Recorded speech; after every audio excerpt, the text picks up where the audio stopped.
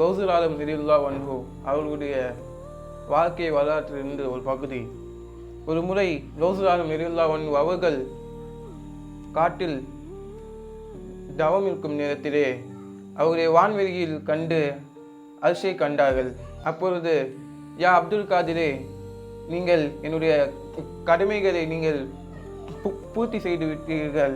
இனிமேல் உங்களுக்கு ஹராமான இருந்தவற்றை எல்லாம் இப்பொழுது உங்களுக்கு ஹலாலாக மாறிவிடுகின்றன என கூறியவுடன் கௌசுல் ஆலம் ரலியல்லாஹு அன்ஹு அவர்கள் கூறினார்கள், தூரப்போ, இதை இங்கே விட்டு சென்றுவிடு இப்ரீஸ் என்பதாக கூறினார்கள்.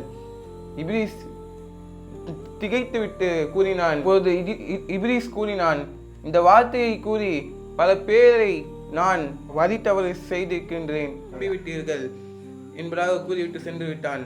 பின்னால் கேட்கப்பட்டது, எவ்வாறு நீங்கள் ஷைத்தான் என்பதாக நீங்கள் அவனை கண்டுபிடித்தீர்கள் என்பதாக கேட்கப்பட்ட பொழுது கௌசுல் ஆலம் ரலியல்லாஹு அன்ஹு அவர்கள் கூறுகின்றார்கள், அவருடைய பதிலை நான் கவனித்தேன்.